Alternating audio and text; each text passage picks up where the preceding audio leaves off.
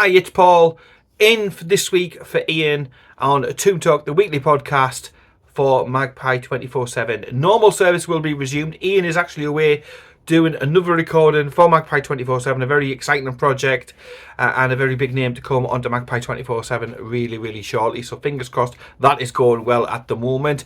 And some other shenanigans going off in the background means that I am off the bench, thrown in at the deep end. No preparation, no nothing, but still, as you know with me, I've always got one or two opinions when it comes to Newcastle United, and it certainly has been an eventful week. After the roller coaster, after the goals galore, games against Bournemouth in the FA Cup, and before that, what a comeback against Leeds. Then, it was always going to be a little bit of a come down. It was always going to be a little bit after the Lord Mayor show, but it has been certainly a different week. No 2 weeks are the like in 2026. So we will start as we mean to go on. We'll go back to the Manchester City game. Now, this was massive. It was huge. It was a game I was looking forward to. I was there myself, and Kyle were in the stadium at St James's Park in our usual berth there, sort of in the Strawberry Corner-esque, East Stand, Strawberry Corner, that sort of way. Looking forward to it, optimistic, obviously respectful for the fact that we had Manchester City and their abundance of talent. Good in obviously Semenyo. I know other people have pronounced it slightly differently, but he was allowed to play. I think that was a little bit of a point of contention before the game, and certainly by the end of it, it was a massive point of contention. Look, going into the game, playing against a player who's already played for another club in the competition, bearing in mind the issues that we had when we got to the Man United Cup final with Martin Dubravka, it was certainly eyebrow raising when you come to see the team sheet and you see his name there. A big money signing, a quality player, no doubt about it, from Bournemouth. And it just seems to be that the rules always seem to, in the end, come good for your cartel club, for your, the establishment. When we needed it, it was a no. When Manchester City needed the reinforcements, it's a yes. It's frustrating, it pisses you off, and there was plenty of talk about that inside St James's Park ahead of the game. Still, don't get me wrong, Manchester City haven't been playing at their sort of champagne best. There was no sexy football on show, in the games really leading up to the game. So I was confident of at least getting a result. Carl was a little bit more pessimistic. He thought maybe a draw. I had gone for a 2-1 result, which still would have kept the tie alive going into the second leg, and that's what I thought was crucial.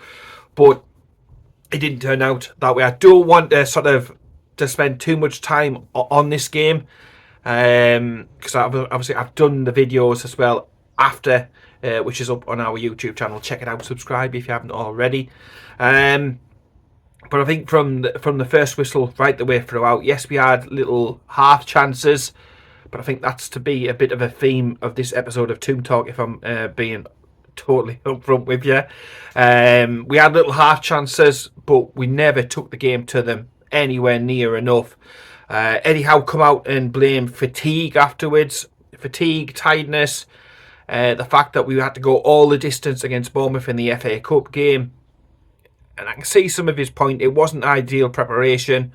But you would think after the high of a penalty shootout win, sudden death penalty shootout victory over Bournemouth, that would have just spurred us up a little bit, G'd us up going into this game. But excuse, reason, whatever you want to say, I've spoken to different people who've had different thoughts on this one. But for whatever reason it was very, very leggy, tired performance. It was slow, it was lethargic, it was predictable.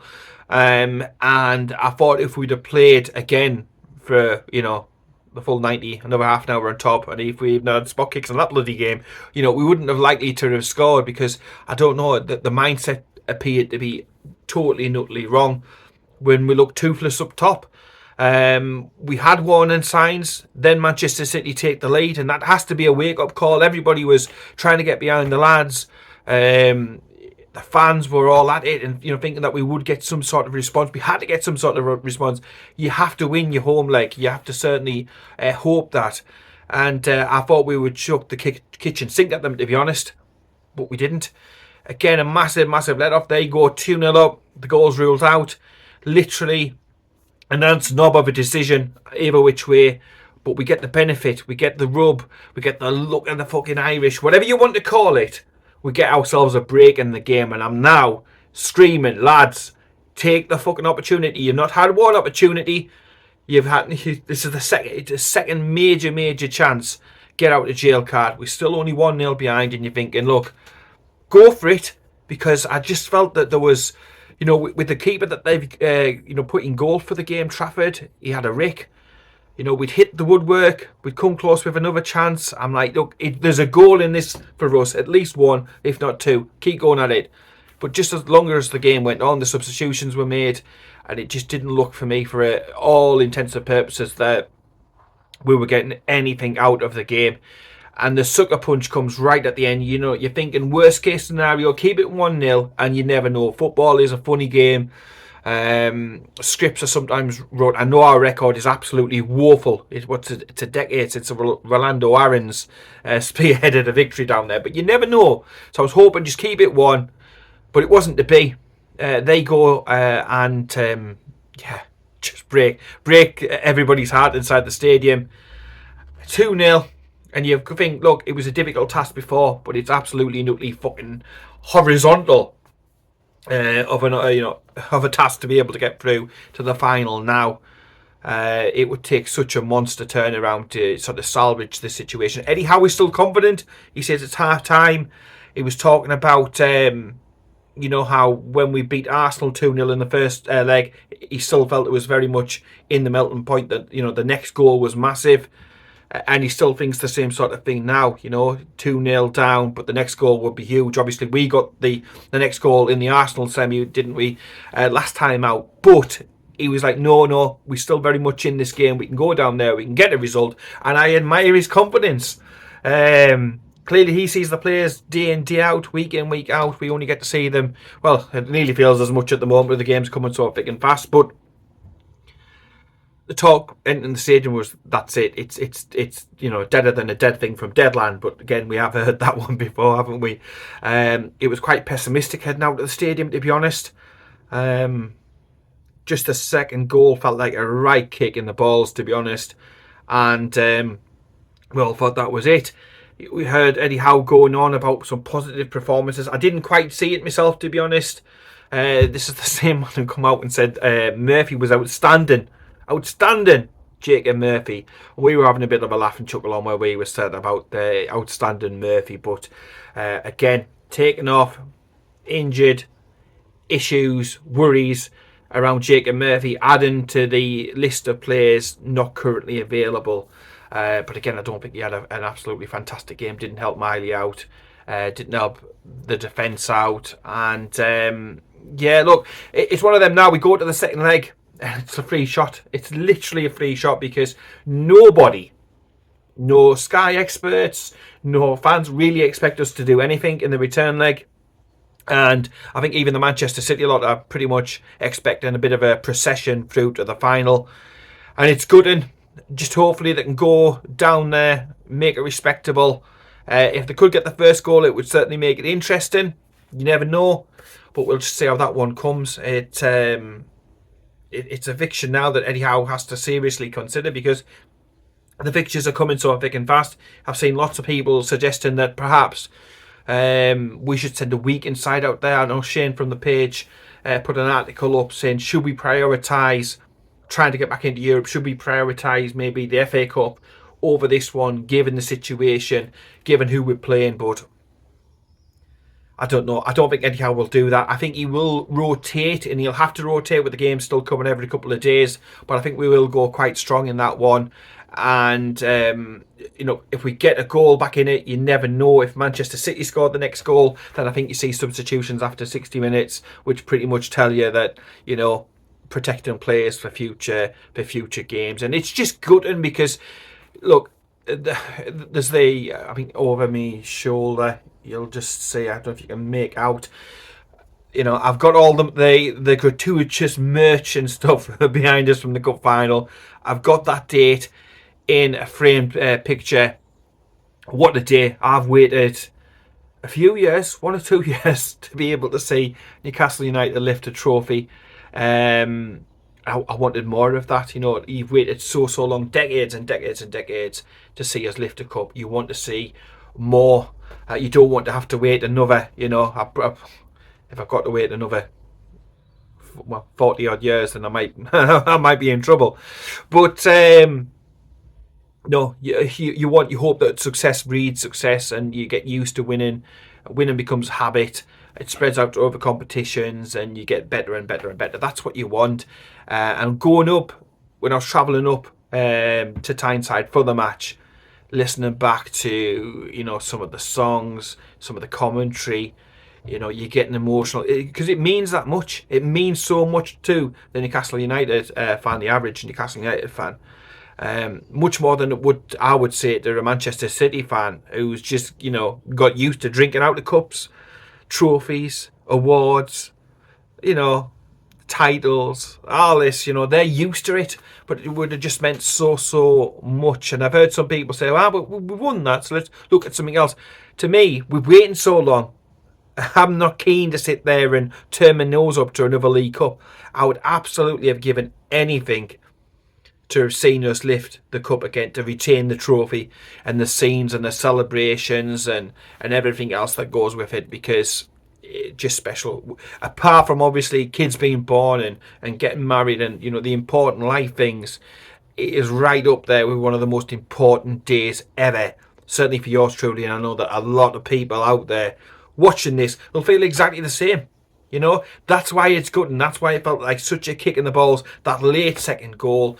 And it's another late goal. We make a habit of doing this sort of thing these days, sadly.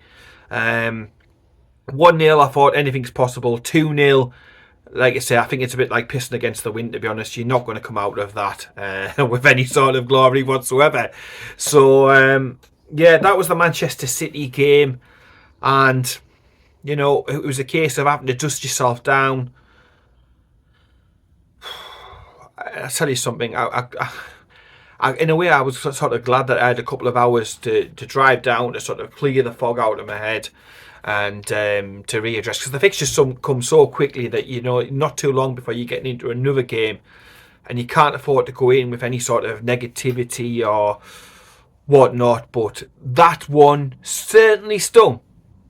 So yeah, it'll be what it'll be. Hopefully there will be the miraculous turnaround, but right now I really can't see it. But let me know what you think down below. Is there a chance? Can we turn it around? Who should start? Who should be rested? Should we go as strong as possible? Let me know down below in the comments, and we'll move on to the weekend's game just yesterday against Wolves. Yeah, so after an absolutely huge week with lots of goals, drama, roller coasters and stuff, we started off the week with a 2-0 deficit against Manchester City. No shame in that. Many teams will absolutely get pounded by Pep's Galactico, you know, bunch of players. So we lose Oil Clasico, so it's disappointing, but it's looking better, isn't it? It's looking better in the league recently. We've started to look upwards. We're in the top half. We're above the unwashed. Things are looking a lot better. So you're expecting better fare, aren't you? You're expecting a little bit better fare. We kept a clean sheet, you know, through against Palace. We got the victory, albeit a roller coaster, against Leeds, and we're heading into this weekend against bottom of the table Wolves. Yes, they've shown a little bit of a renaissance shortly, but I was expecting a sort of Everton-esque type performance, that Newcastle's quality would show through. Yeah, and this would be a really significant moment in the season to really push on and to really put any sort of worries about not qualifying for European competition to bed. The record suggested we would do much better. And yeah, I don't think there was many Newcastle United supporters who were predicting anything but a quite comfortable day's work. I think for analysis, I did the prediction. I think I went 3-0. Hey God, what do I fucking know, eh? I think I went 3-0 on that one, and I couldn't see anything else. I thought an early goal, they'll have to come out, attack us, and we'll be able to pick them off and then hit them right at the end. That was pretty much my, based upon the likes of the 4-3 against Leeds, the 3-3 against Bournemouth, a comfortable 2-0 against Palace. I was feeling quite optimistic. But it went from a situation where I think after 10-15 minutes of this game, I thought, you've got this one completely and utterly found for. Like, yeah, this could be a long afternoon. And it went from intensity being our identity to predictability being our identity. And yes, we've seen this game before. I mean, not so long ago, the Manchester United away game, it reeked pretty much of that. I think if we'd still been playing now, yeah, I'm going to put that meme of me in that still floats about now, pointing to a watch. But if we were still playing now, we wouldn't have scored. We didn't look like we were going to score all night, no matter how hard, no matter how much possession that we had. I don't think we'd ever looking like scoring, and that is a bit of a problem. In 7 games where we've had most possession away from home this season, we haven't won it all. We do better when we have less of the ball, and that's primarily because we can hit teams quickly on the break, get a goal, and win that way. When we have a lot of the ball, we are just so bland. We sort of ideas. We're so predictable to be able to play against that it doesn't matter if you're rock bottom of the Premier League. There is a way to counteract the Newcastle United game plan, and that is what Wolves did, and credit to them. Like I say, they are balls deep in relegation trouble. They will be playing Championship football next season. I can't see after this game though us playing Champions League. I know I've had some people comment saying, well, we're only a couple of points off, blah blah blah. Look at the fixtures. Look at some of the clubs where we've thrown points away this season. Your West Hams of the world. A lot of the bottom 6 we've already played and we've struggled against. So we've still got a lot of top teams to be able left to play. And unless there's some sort of miraculous turnaround, some new magic formation, or a whole host of exciting talent who is going to open up these defences, then I literally can't see it. Just being a realist, hey, I'd fucking love it if they went on an undefeated streak. I think we've got a great bunch of lads, but the realist in me tells me that I've seen this performance once or twice before, and I'm likely to see it once or twice again. And I know the old adage is win your home games and don't lose on the road, and if we can do that, great. But we are making up for lost time. That's now 2 wins in 11. And are you confident that 2 wins in 11, if you literally continue that form on to the end of the season, will that be enough to get Champions League football? Because I'm not that confident that it will be. And look, I'm not a sort of football snub. I've seen some people, it's Champions League or nothing. I'd rather be in the Champions League or fuck it up for a season and be able to rest and get players training. I would much rather get in a Europa League or a Conference League than nothing at all. I'd rather have that adventure. I'd rather be taken on. I'd rather the profile of the club was as high as is humanly possible. And if you get into even a Conference League, why not go and target to try and win it? It's another realistic option on top of maybe the League Cup to be able to win a trophy, to get the glory. And that is what we're in for. A lot of people are saying, it's about the places in the Premier League and Champions League money and all that sort of thing. And that's great, don't get me wrong. And I get what you're saying. In the modern scheme of things and in the modern thing of football, finances, when you're trying to battle the uphill battle, which is PSR or the new squad cost ratio thing that they're bringing in, I get that it's huge. It is greatly important. But when I was a kid, when I was sitting there and kicking the ball about at school or on a playing field, or we were talking about stuff, with my mates and stuff, we weren't saying, I really hope that one day we have a positive fucking spreadsheet. All that money coming into the club. Won't that be lovely? No, we were talking about FA Cups. We were talking about League Cups. We were on about winning the Premier League. You were on about signing the best players. Magical moments. When I was a kid, we grew up with the likes of, your Ginolas of the world. Shearers, Asprias, Ferdinands. Sky was the limit. Kevin Keegan is manager. And that's what hooked you into the game. It hooked you into the sport, hooked you into the club. and it wasn't anything to do with profit and extra profit per league position. It went on obviously behind the scenes, but it was never as important or never as discussed as what it is now. But yeah, call me old-fashioned, call me sort of stuck in the past, but I would much rather all the time win a League Cup, win an FA Cup, than just finish one place higher in the Premier League or something like that, So it's about winning the cups, and the cups are mega important, because obviously I know the vision 2030 and all this is for Newcastle United to win the Premier League, but from where we are at the moment to where we need to go to, it's a long road, it's a long climb, it's a big battle. There's a lot of clubs who are around us and even below us who do have aspirations as well. Spurs, well below us in the table, but they have aspirations. They have finances which are bigger than ours. So it's going to take a lot of uphill battle to be able to get up to that top place of the Premier League. Don't get me wrong, again, I'd give fucking just about anything to be able to see it, but never turn my nose up to a cup, ever. And all this, well, you'll be a cup side. I'd love to be a fucking cup side. I'd love to start winning cups week in, week out. That would be lovely. But season in, season out would be probably a little bit more realistic. Why not? Certainly for that one. But yeah, back to the Wolves game. There's never ever been a 0-0. I put all the stats up, didn't I, on the Sunday before. Never been a 0-0. There's always been 2 goals. It was the sort of game that if you were betting for, putting a bet on, betting for both teams to score, that's always happened literally every single time, apart from at the weekend. I might have put the sort of the curse on it or something like that before we'd even kicked the ball, to be honest, but I noticed that in the stats. But the performance again, I thought, was absolutely and utterly woeful. 66% of the ball. Wolves offered literally next to nothing. I don't think Nick Pope had a great deal to do. What he did do, he was tidy away from that. If you're looking for positives, second clean sheet of this year. Bearing in mind that our previous clean sheet before Pope came back in for these 2 games was Athletic Club in the Champions League. And I think before that, we'd be stretching back into... it was the end of October. Trying to remember who against, but I think it was like a 2-0 or something. So we've literally gone 2 months without a clean sheet.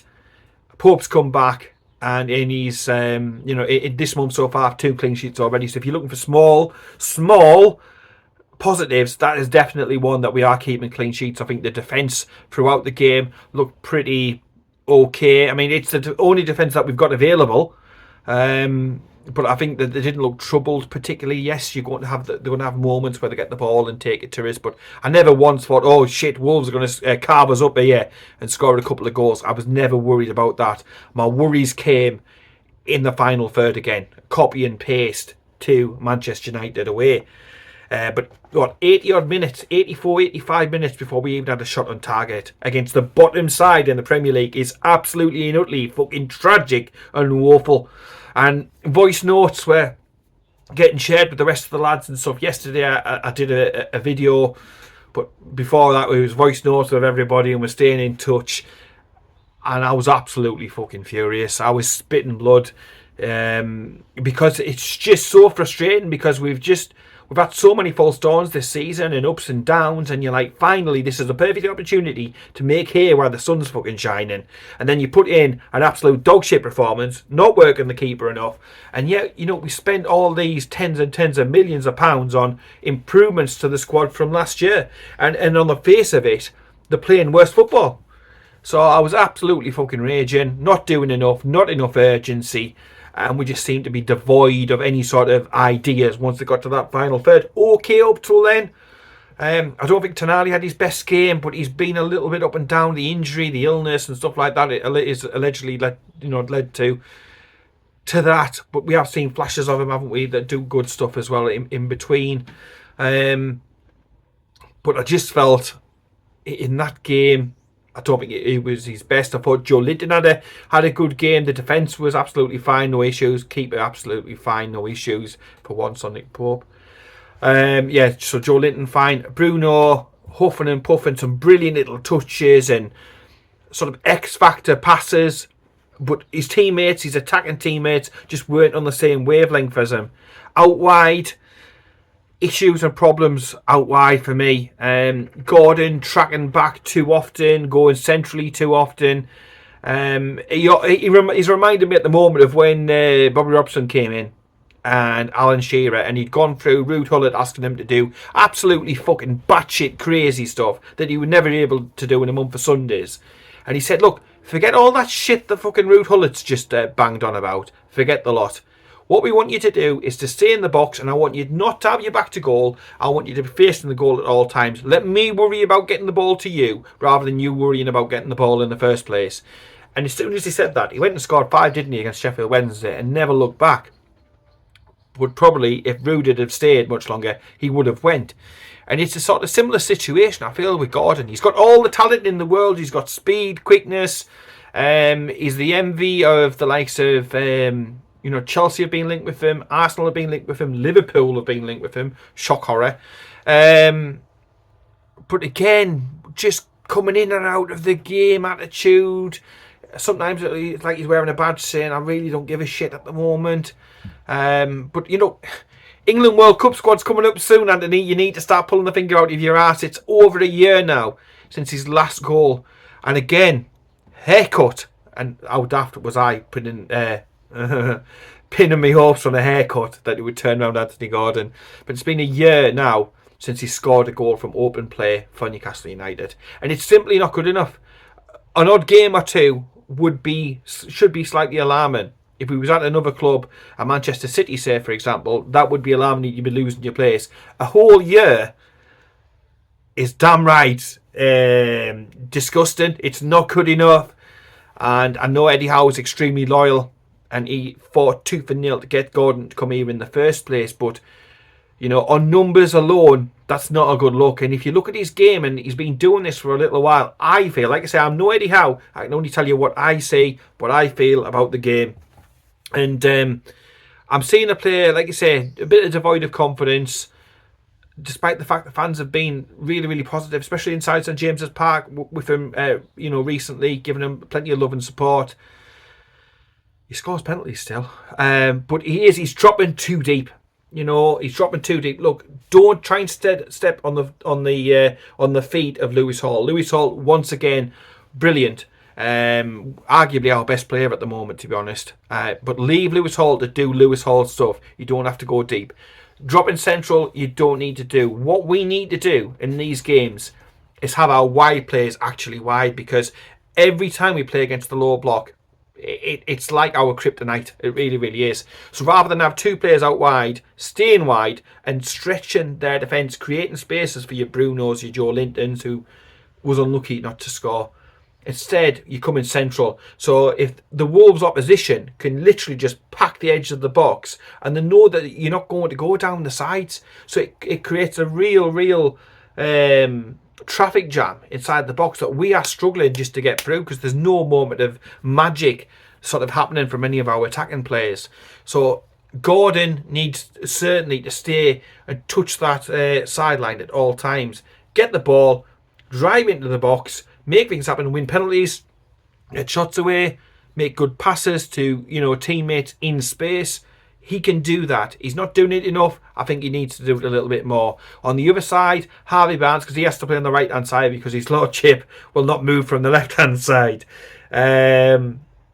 Harvey Barnes is really, really good at taking his start position, running in, cutting in, getting shots away, getting good passes away, making a difference. So he is really good at that inside, cutting in type job. So one cutting in from the right-hand side, and the other one, starting from from as far left as he possibly can, and like a steam train, just getting into that box would be way better. It creates space, and it creates jeopardy that the opposition defence have to try and deal with, in my opinion. Like I say, I'm no Eddie Howe, I'm no tactical genius. My management days were literally the school football team for a couple of years, and that's probably about it.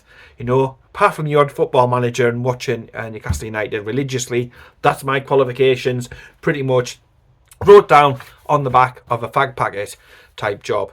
But I think if they do that, they are going to create more space, because the likes of Voltamada, who started, just seems to be, every time he gets the ball, it's like the Royal Rumble or something like that. He's got so many bodies around him because it's so compact in the middle that as soon as he touches the ball, it's just literally smashed straight into him, and he's not got the opportunity to get shots away and stuff. And yes, he probably had 2 opportunities with his head in the game.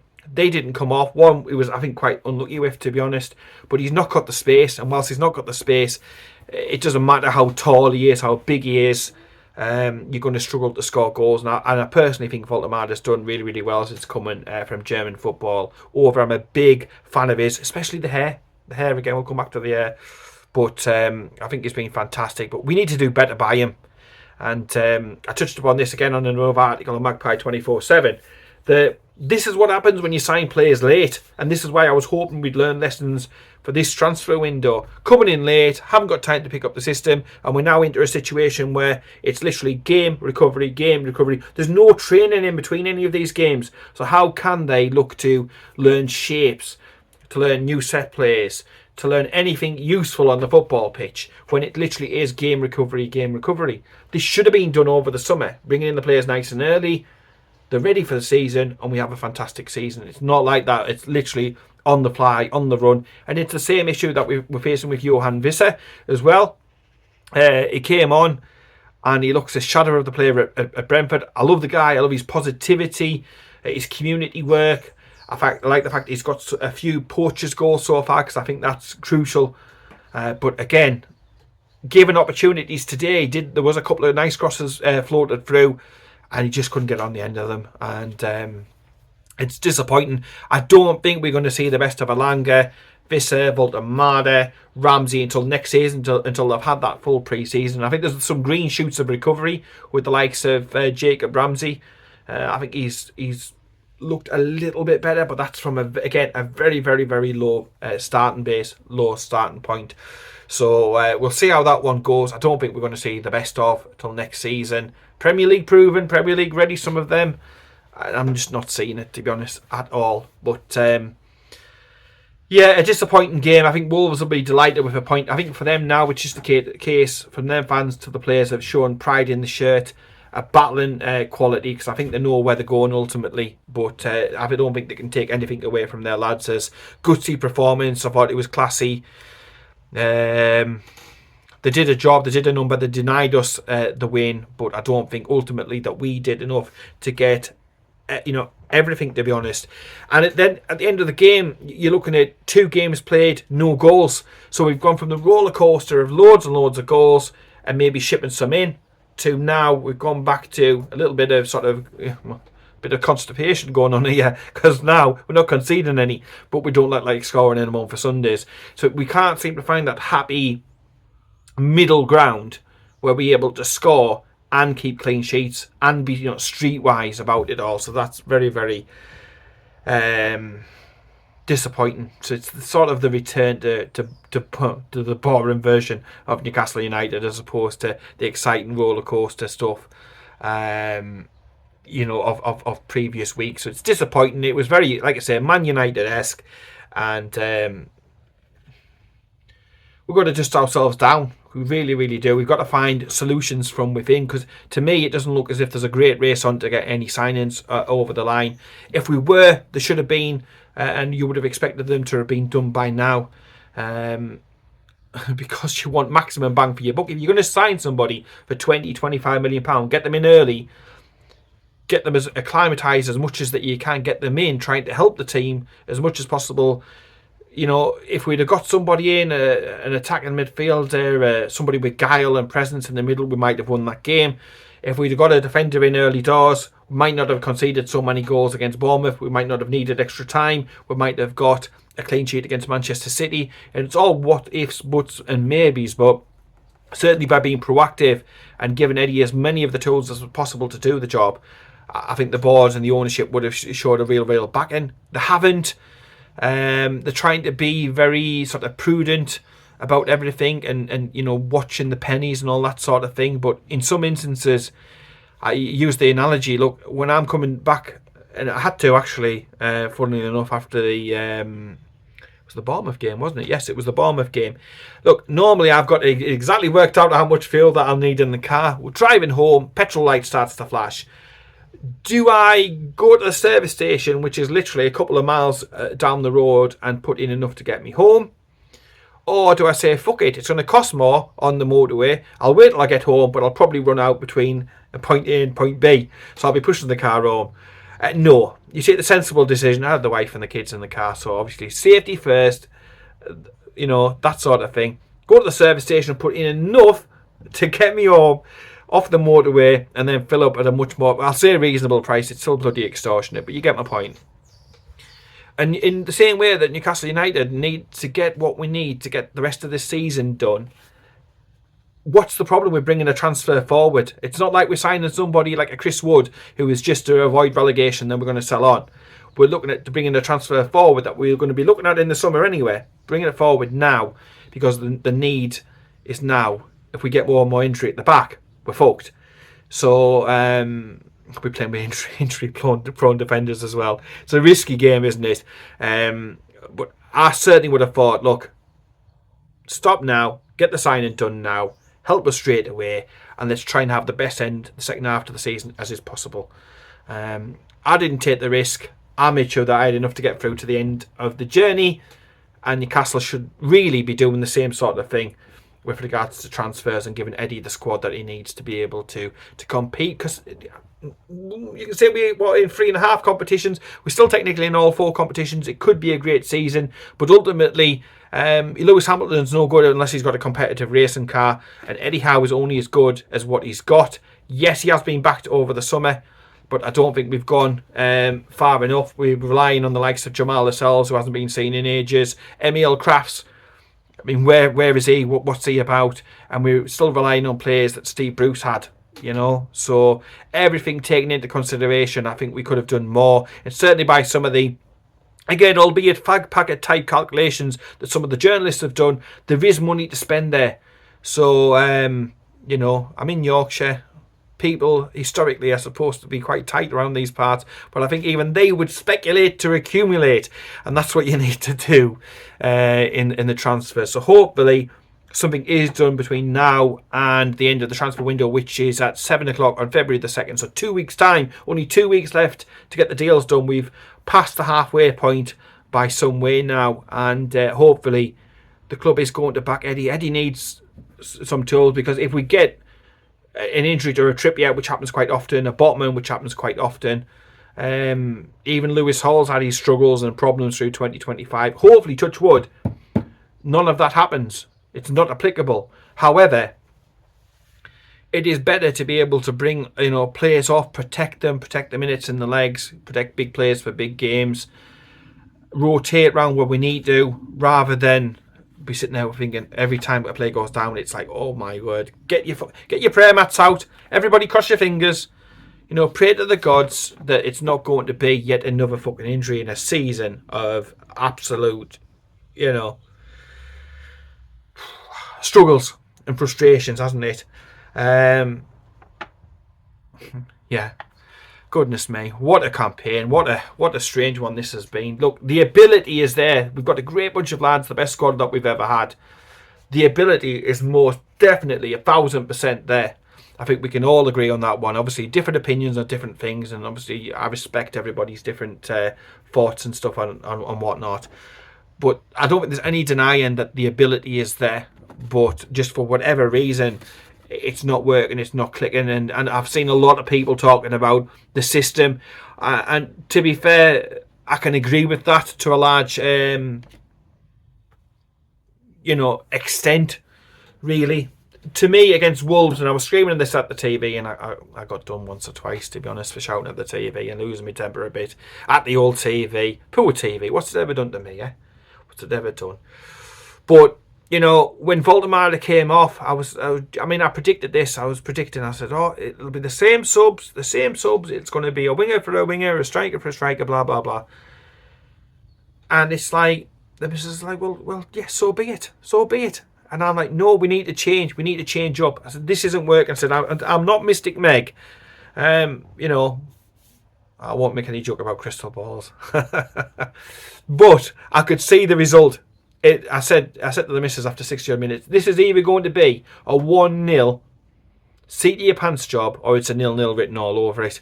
I said, and I'm feeling it's a 0-0 written all over it. I said, we need to try and change the formation. I said, the three in midfield hasn't worked today, but Bruno and Joe Linton have a decent games. Take Tonali off, put Visser up top, go Visser Voltemade, play a more traditional sort of 4-4-2 formation, and go for it, try something different. You know, they were sitting back and they were defending for their dear lives. And you can't blame them. But I just thought, look, 4-4-2, push on a Bruno out in midfield. Just play Joe Linton a little bit deeper, or switch them around because Joe Linton was having a little bit of joy. Get your wingers just literally getting out there, staying out wide, knocking in cross. Look for the knockdowns. Look for Vista to feed off the scraps. Do what you need to do. Even that you could have gone free at the back, played wing backs, and really, really just gone on and pushed on, because the Hall would have bombed on all day long, no problem, whatsoever. And we just didn't. It was again like for like. And the definition of insanity is to repeat the same fucking thing and expect a different outcome. It's not going to happen. It didn't happen in previous games. It's not going to happen now. So for me, I'm screaming, roll the dice. Try something different. Please do not do the same fucking thing that's let us down time and time and time again. And yet we did. And it petered out, and it just went the way of a 0-0. And I've read a stat this morning, there's been more 0-0s this season so far than what there was in the entirety of last season. And it maybe says something about the quality. And then you've got teams beating all others. You've got Everton going to Aston Villa and getting a victory. You know, Manchester United, who shit Man United. Any Manx watching this has to admit it. Manchester City are by far a more superior side. But Manchester United, I mean, do a number on Manchester City, and you're like, what sort of batshit crazy is this season? And that's the only hope I'm putting on at the moment. I'm literally, I mean, if I had a cap, I'd be hanging it on that, in that this season is so crazy that anything's possible, I guess. Anything's possible. So, hopefully, we can turn this around. I'm not saying that with any degree of confidence, but in this up and down season, you just never know. Something might click, might go on a little run, hopefully. Nobody's going on a massive run, probably barring Arsenal. I think Arsenal at this point, and as much as it pains me to say, are probably going to win the lot. And I hate to say that, not because I've got anything particularly against Arsenal or out like that, but I think the manager's an absolute and utter fucking pride, fucking grade A price prick, to be honest. I don't like the bloke. I'd much rather anybody else but him wins it. But it's going to be him, isn't it? I think they're the only team showing any sort of regular consistency. Even Manchester City, up and down, Liverpool drawing against Burnley. All the teams are like, nobody seems to want to take those European spots, and that's worrying. But it's also a fantastic opportunity. If we get our shit together, then we can still get into some sort of European competition, and that would be fantastic. Small crumb of comfort. Not that I give an absolute shit about it, but it has been highlighted on the page, so I will mention it on the podcast. We're above Sunderland. Whoop-de-fucking-do. I don't give a shit about that. I expected to be above Sunderland all season, so I'm not going to be getting the bunting tied outside because of that. That's a thing that, Sunderland often do. I said that on Sky Sports, didn't I? I said, we're trying to win trophies and progress and get into Europe, etc., and they're over the moon that they just beat us that once after being in the fucking wilderness for years and years and years and years. So yeah, puts it all into context. I want to pause here because Ian is going to come in. He's got a quick voice note, his opinions on the game. So I'll pass it over to Ian, who, as I'm recording this, is actually, let's say, busy away doing a side project for Magpie 24/7. He'll be back though next week, you believe me. So yeah, Ian's opinions on the game coming up next. My reaction to yesterday's very, very disappointing result against Wolves. I mean, let's get into it a bit. There aren't any goals to get into, which is really, really shameful if you're playing last in the league, and especially if you look at all the teams around us dropping points in recent games, it is very unfortunate that we haven't managed to get the win here, especially if you look at our fixture run coming up with a lot of difficult opponents in there. I mean, in the Premier League, I think next up it's Villa at home, which, yes, they lost to Everton over the weekend, but they are still an incredible team and are set very firmly in third in this moment in time. But if we want to be in those Champions League positions, we do have to get wins on the board. And there's just clearly a lot that's not necessarily wrong, but not right either. For one, let's start with the defense. We've been shipping a lot of goals over the last few games, and I think yesterday's clean sheet doesn't necessarily fix that problem, or for me, that problem hasn't been fixed because Wolves did look dangerous in some brief moments, and we definitely did not look dangerous at all throughout the entire 90 minutes, which is really frustrating if you're playing a team which by all means should be beneath your level. But that's mainly a problem I want to discuss here very briefly is maybe do we need a six, maybe do we need some new fullbacks, or do we need center backs? Please let us know in the comments down below. We can react to those comments in the next episode of this podcast. As for our attack, I mean, Eddie Howe just insists with swapping a striker for a striker, a winger for a winger, a midfielder for a midfielder every single time. And this time I wasn't even that angry to see Voldemort go off the pitch because a lot of the chances we did create, there wasn't necessarily that hunger in him which you want to see from a number 9 to get on the end of those chances. So I thought maybe Wissa can bring that hunger, but I've noticed recently that Wissa doesn't necessarily come off the bench all too well. He's a fantastic player when he starts, but he hasn't yet made an impact for us when coming off of the bench. So that is a real big problem. At the end of the day, yesterday's result against Wolves is 2 points dropped. That's the only way you can really look at it. Yes, we drew. Yes, we got a clean sheet, but it is not good enough. A stale performance, and yet another showing, in my opinion, that we do need to utilize this January market, and we can't just be reactive to market opportunities. We have to plan. We have to work preemptively almost. But yeah, that's a message that seems to go over the board's heads, unfortunately. And finally, thank you, Ian, for that, by the way. Finally, it's Champions League. Got Champions League scarf over my shoulder there. I'll probably be buying another one for this one. It's because of the Bobby Robson connections and all that sort of thing. As Newcastle United take on PSV, the Dutch champions, at St James's Park. Thank fuck, it's at home!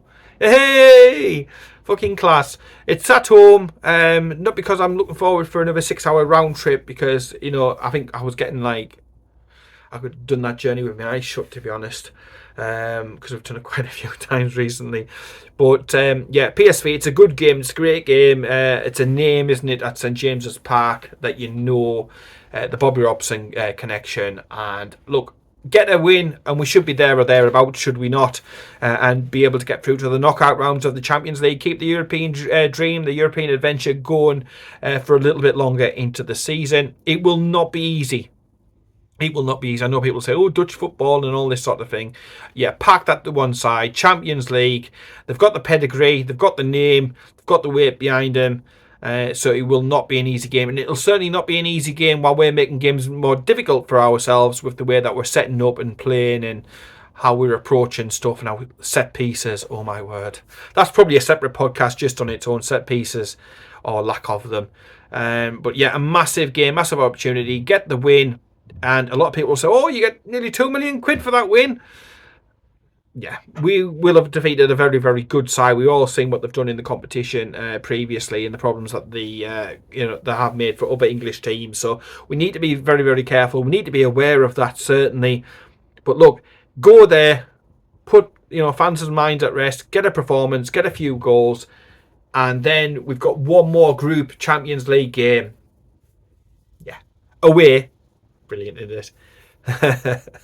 Oh, it's only against PSG. It's a nice walk in the park against the European champions. Why fucking not? Again, though, we could go into that game with the pressure off. and relaxing, and you never know. I mean, I know we had Isaac when we last played them, but you've got some players there who are capable of scoring. If we can get a goal and defend, and hopefully get a referee who's actually got a spine, it's still a bit sore, that one. Then you never know, do you? We could get another result out there. We were robbed last time, let's face facts. No disgrace in, getting the result that we got. We all know we should have won that game. We all know it. But yeah, it takes the pressure off. It takes the jeopardy off for the final game, and I think that's crucial. I think that's huge for us. And then we take it on. We take it on from there. And again, another little nice cash windfall into the pot for all of you accountant fans, for all you spreadsheet champion folk out there. That'll be very, very nice for the powers that be at St James's Park. And then it's all about trying to qualify for something again for the following year. You never know in the Champions League with the knockout draws who you could get. It's going to be a tough draw no matter what. But hopefully with another signing or two, we'll be able to give whoever a decent game and a run for the money. Fingers crossed about that one. Ian, again, has got his opinions on the PSV game. I don't want to go on about it too much because it'll be covered, obviously, on the next podcast. Next Monday at 5 o'clock, weekly podcast, toonTALK, for Magpie 24/7. So I'll pass over to Ian and we'll come back and we'll finish off. As for our next Champions League opponent, that is PSV Eindhoven. Now, PSV are a very, very interesting case because at this moment in time, they are the pride of the Netherlands, shall we say.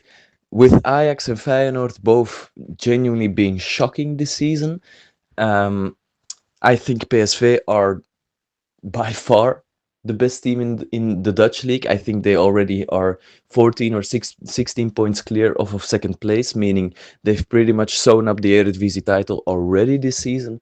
And a lot of that has to do with their total football approach to the game.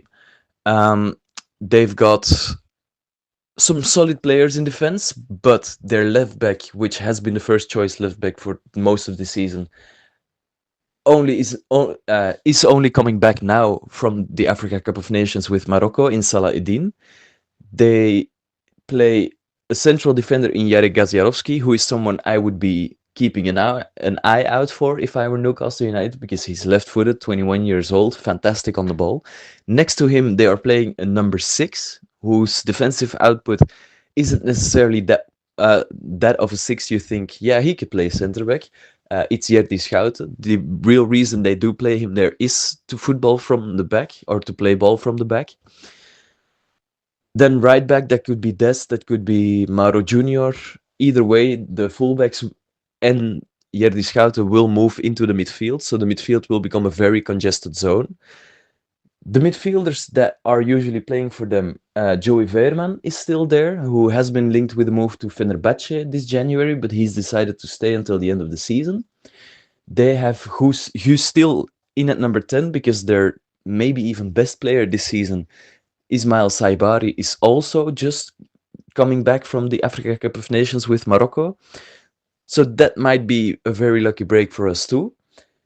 And then there is the striker situation. PSV have 3 strikers, all of which are injured. Myron Boadou, Ricardo Pepi, who has been linked with a move to Fulham despite his injury, and Alassane Plea. Now, neither of those 3 will be fit to face us, meaning they will utilize a system in which they use a false 9, which they have done for some time this season, or in some games. But the player who is playing false 9 right now for them is Bajrak Tarovic, a Bosnian young winger, but he isn't necessarily the most suited to being a focal point and to holding up the ball. So I think that's a very, very big positive for us. We should be able to keep a clean sheet.